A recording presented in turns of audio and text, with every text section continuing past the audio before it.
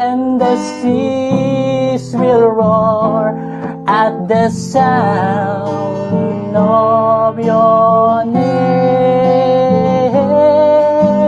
I sing for joy at the work of your hand, and breathe by your mercy.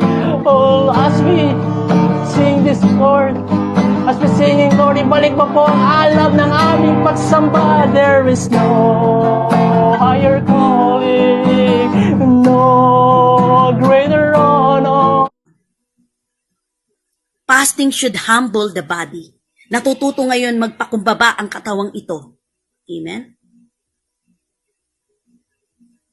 At ang consequence ng proper fast, sabi nga dito, at katayid nag-aayuno ay nagkakaroon po tayo ng magandang kalusugan. Di ba? He realized, as it is on earth, as it is in heaven, Panginoon.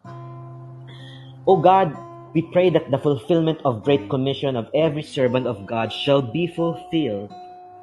As you said again in Matthew 28:18-20, then Jesus came to them and said, Pinabalik kay alab ng pagmamahal mo. Pinabalik kay alab ng pagsamba. Oh, I send the Spirit. The Spirit and into you. Pinabalik na yung dating luha ng pananabig mo sa Panginoon. You hold my life. Hindi ka ma-feel ng Holy Spirit. Fill me up. Mong kaya ang daanan ka lang.